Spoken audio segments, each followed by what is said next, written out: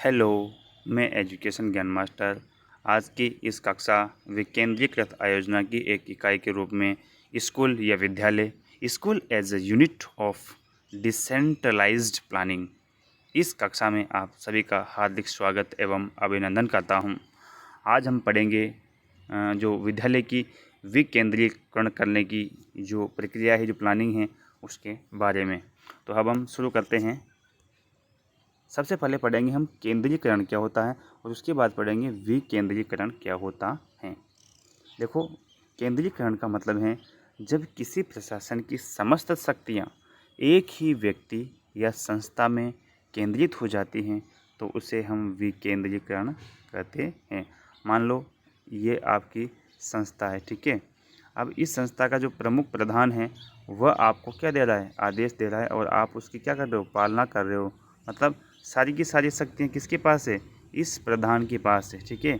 और उन शक्तियों का वो आपको आदेश दे रहा है, निर्देश दे रहा है, उनका पालन आप कर रहे हो। आपके पास कोई ज़्यादा अधिकार नहीं है। तो ऐसी जो प्रक्रिया है इसे हम केंद्रीकरण कहते हैं। क्या कहते हैं, केंद्रीकरण। लेकिन उसके बाद दूसरा है विकेंद्रीकरण। विकेंद्रीकरण का मतलब है जब किसी प्रशासन में उच्च स्तर से निम्न स्तर पर अधिकारों का स्थानांतरण कर दिया जाता है तो उसे हम विकेंद्रीकरण कहते हैं, ठीक है। विकेंद्रीकरण के अंतर्गत जो अधीनस्थ अधिकारी होते हैं, नीचे के जो कर्मचारी होते हैं, उनको भी कुछ अधिकार दे दिए जाते हैं जिससे कि वो अपना विकास स्वयं कर सके, अपनी अनुसार अपनी प्लानिंग बना सके। तो इसे कहा जाता है विकेंद्रीकरण। अब विकेंद्रीकरण की जो प्रमुख परिभाषाएं हैं उनको हम एक नज़र में देखने का प्रयास करते हैं। सबसे पहले आती है कीथ डेविस की परिभाषा। विकेंद्रीकरण संगठन की छोटी से छोटी इकाई तक, मतलब नीचे की इकाई से ऊपर की इकाई तक जहाँ तक व्यवहारिक हो, सत्ता एवं दायित्व का वितरण ही विकेंद्रीकरण कहलाता है। मतलब सत्ता और उनका जो उत्तरदायित्व है कि उनका उत्तरदायित्व बढ़े, इसके कारण छोटी से छोटी इकाई को भी व्यवहारिक रूप से सत्ता और उत्तरदायित्व का वितरण करना ही क्या है, विकेंद्रीकरण है। ये कहते हैं कीथ डेविस। उसके बाद आती है हेनरी फ्योल की परिभाषा। हेनरी फ्योल कहते हैं कि वे समस्त कार्य जिनमें अधीनस्थ की भूमिका के महत्व में वृद्धि होती है, मतलब जो नीचे के कर्मचारी होते हैं उनकी भूमिका में भी क्या हो, वृद्धि हो, वे भी अपने अनुसार प्लानिंग कर पाए, इसे ही हम क्या कहेंगे, विकेंद्रीकरण कहते हैं। उसके बाद लुईस ए एलन कहते हैं कि केंद्रीय बिंदुओं से स्थानीय अभिकरणों तक सत्ता के अधिकारों का स्थानांतरण क्या कहलाता है, विकेंद्रीकरण कहलाता है। मतलब ऊपर के अधिकारियों से नीचे के अधिकारियों तक अधिकारियों को कुछ अपने अनुसार निर्णय लेने के उत्तरदायित्व देने से उनकी जो जिम्मेदारी है वो भी बढ़ेगी और वो अच्छे से कार्य कर पाएंगे। उसके बाद जोसेफ एल मेसी कहते हैं कि निर्णयन प्रक्रिया को, मतलब निर्णय लेने की जो प्रक्रिया है उसको केंद्रीय संगठन से निम्नतम स्तर तक पहुंचाना विकेंद्रीकरण कहलाता है। मतलब निर्णय लेने की जो भूमिका है वह उच्च अधिकारी भी ले और उनके जो निम्न अधिकारी हैं, नीचे की जो निम्न अधिकारी हैं, वो भी अपने स्तर पर निर्णय ले सके। इस प्रक्रिया को क्या कहेंगे, विकेंद्रीकरण कहेंगे। अब विकेंद्रित शैक्षिक प्रबंधन के बारे में हम देखते हैं। विकेंद्रित प्रबंधन प्रशासन में सत्ता उच्च स्तर से निम्न स्तर तक स्थानांतरित कर दी जाती हैं। जैसे अमेरिका, ब्रिटेन और भारत में खुले विश्वविद्यालय इसी विचारधारा के परिणाम हैं। आगे देखते हैं हम, विकेंद्रित प्रशासन में सत्ता निचले स्तर तक, मतलब निचले स्तर तक विद्यार्थी, अभिभावक, समाज, स्थानीय समुदाय तक विकेंद्रित हो सकती है, जिससे कि विद्यार्थी और अभिभावक की अपने अनुसार नीतियों का निर्माण कर सके। इसका लक्ष्य ये है कि शिक्षा के लिए इस प्रकार का एक पर्यावरण सृजित किया जाए जिससे छात्र का क्या हो सके, सर्वांगीण विकास संभव हो सके और इसमें व्यक्तिक भिन्नता व रुचियों पर, बालक की जो व्यक्तिक भिन्नता है और उनकी जो रुचियां हैं उनके ऊपर ध्यान केंद्रित किया जाए। शिक्षक भूमिका यहाँ पर व्यापक हो जाती है और जिसके अनुसार वह छात्रों का मित्र कहलाता है। शिक्षक छात्रों का दार्शनिक व मार्गदर्शक होता है, उसे बालक, समुदाय और राष्ट्र तीनों के प्रति ही सजग रहना पड़ता है। बालक, समुदाय और राष्ट्र, इनको याद रखना। बालक, समुदाय और राष्ट्र, इन तीनों के प्रति जो शिक्षक हैं उसको सजग रहना होता है। अब भारत में शैक्षिक प्रशासन के विकेंद्रीकरण का जो इतिहास है उसको एक नज़र में देखने का प्रयास करते हैं। भारत में नेहरू सरकार के द्वारा सर्वप्रथम 1952 में सामुदायिक विकास कार्यक्रम चलाया गया था, मतलब प्रारंभ किया गया था। और इस सामुदायिक विकास कार्यक्रम की जांच के लिए 1957 में बलवंत राय मेहता समिति का क्या किया गया था, गठन किया गया था। उसके बाद बलवंत राय मेहता समिति ने 1957 के अंत में अपनी रिपोर्ट में यह सिफारिश की थी कि लोकतांत्रिक विकेंद्रीकरण और सामुदायिक विकास कार्यक्रम को सफल बनाने हेतु एक पंचायती राज संस्थाओं की तुरंत शुरुआत की जानी चाहिए, जिससे कि इनका अच्छे से क्या हो सके, संचालन हो सके। उसके बाद क्या होता है, इसके तहत सर्वप्रथम 2 अक्टूबर 1959 को प्रधानमंत्री उस समय जवाहरलाल नेहरू के द्वारा राजस्थान के बगदरी जिला नागौर से पंचायती राज की शुरुआत की गई।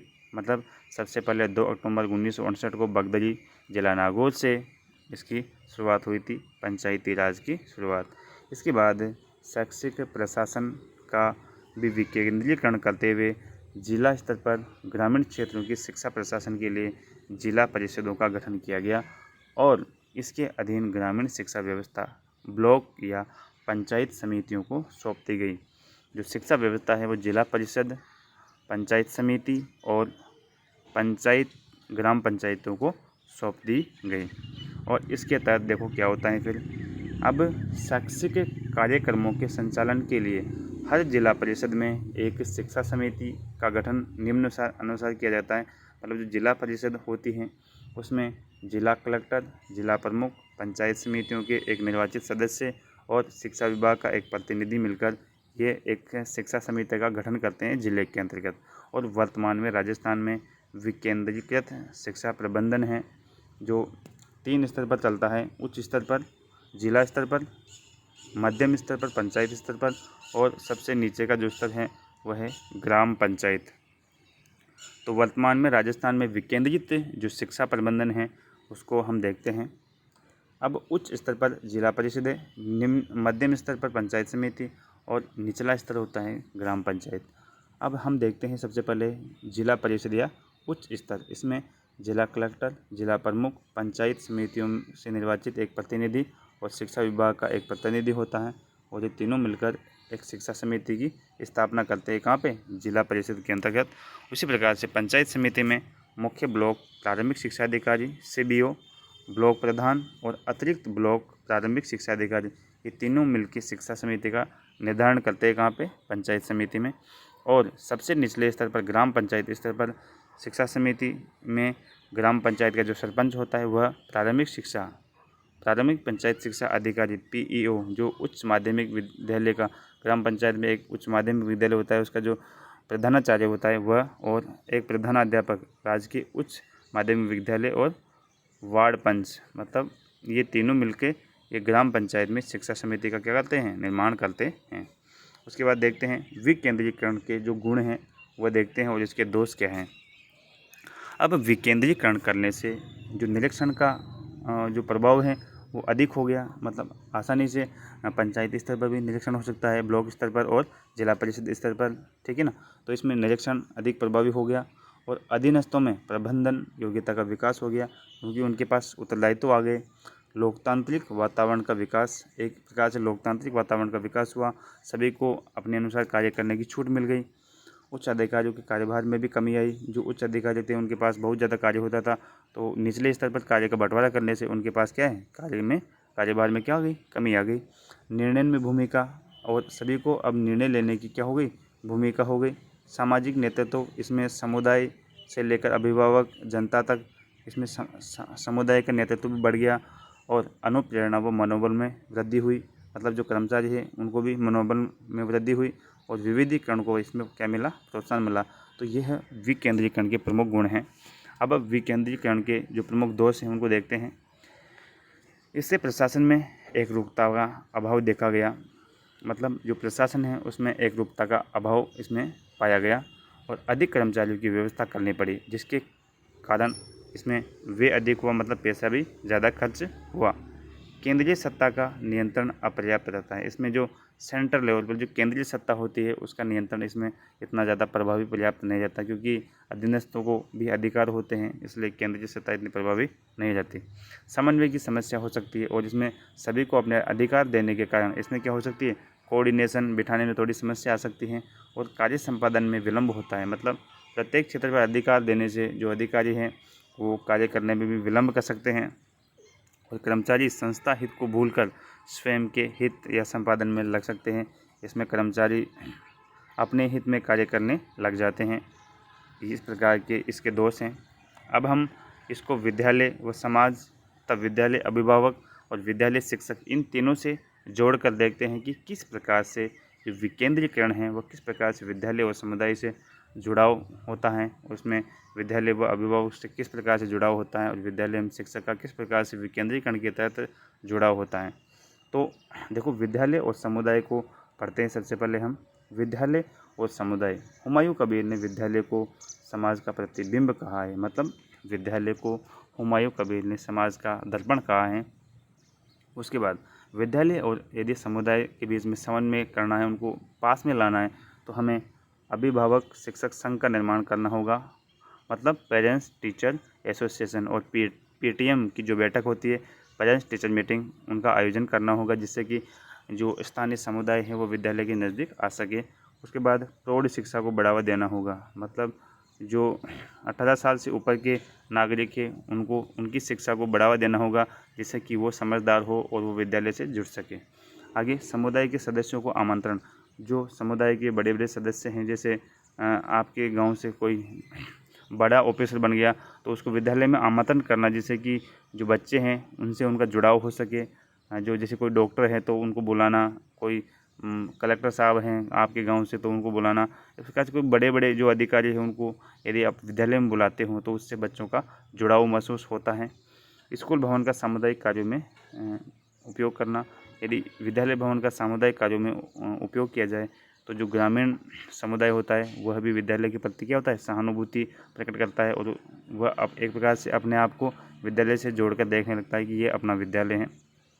उसके बाद स्थानीय एक परामर्श समिति का निर्माण करना चाहिए, जिससे कि आपस में परामर्श करके स्थानीय समुदाय के लोग निर्णय ले सके। उसके बाद पुस्तकालय का उपयोग करना चाहिए। वहाँ पे पुस्तकालय का उपयोग भी एक विद्यालय से समाज को जुड़ाव में महत्वपूर्ण होता है और समाज सेवा के अनेक कार्य बच्चों से करवाने चाहिए और समाज सेवियों को भी विद्यालय में बुलाना चाहिए। अब अनेक प्रकार की खेल प्रतियोगिताओं का जो आयोजन करना चाहिए और जिसमें स्थानीय समुदाय हैं उन लोगों को वहाँ पर बुलाना चाहिए और उनको उनसे प्रेरणा लेनी चाहिए। आगे प्रदर्शनी का आयोजन, मतलब बच्चों के द्वारा प्रदर्शनी का आयोजन करवाया जाए और उसमें जो स्थानीय समुदाय के लोग हैं, जो गांव के लोग हैं, उनको बुलाया जाए, जिससे कि वो विद्यालय से जुड़ सके और गांव का बच्चों को भ्रमण करवाया जाए। आगे हैं विद्यालय व अभिभावक। विद्यालय व अभिभावक के लिए प्रत्येक विद्यालय में विद्यालय प्रबंधन समिति, स्कूल मैनेजमेंट कमेटी होती है। स्कूल मैनेजमेंट कमेटी जो मिलकर कार्य करती है, जिससे विद्यालय और अभिभावक हैं वह आपस में चर्चा करते हैं और अपनी नीतियों का निर्माण करते हैं, अपनी प्लानिंग तैयार करते हैं और उसके अनुसार विद्यालय का संचालन करते हैं। आगे हैं शिक्षक अभिभावक संघ, पीटीएम की बैठकों का आयोजन करवाना, पेरेंट्स टीचर मीटिंग का आयोजन करवाना, जिससे भी विद्यालय और अभिभावकों का आपस में जुड़ाव हो पाता है। विभिन्न उत्सवों का आयोजन करवाने से भी जो अभिभावक हैं उनको आमंत्रित करना चाहिए विद्यालय में, जिससे कि वो जुड़ाव महसूस कर सके। और प्रतिवर्ष जो बच्चों की प्रगति रिपोर्ट है वो तैयार करवानी चाहिए और उसके अनुसार बच्चों को पुरस्कृत करना चाहिए जो समाज के लोग हैं उनसे, जिससे कि अभिभावक विद्यालय से जुड़ सके। विद्यालय विकास हेतु सहायता प्राप्त करना, जो स्थानीय समुदाय है, जो अभिभावक हैं, उनसे सहायता प्राप्त करना, जिससे कि वो अपने आप को विद्यालय से जुड़ा हुआ महसूस कर सके। अब देखिए विद्यालय एवं शिक्षक।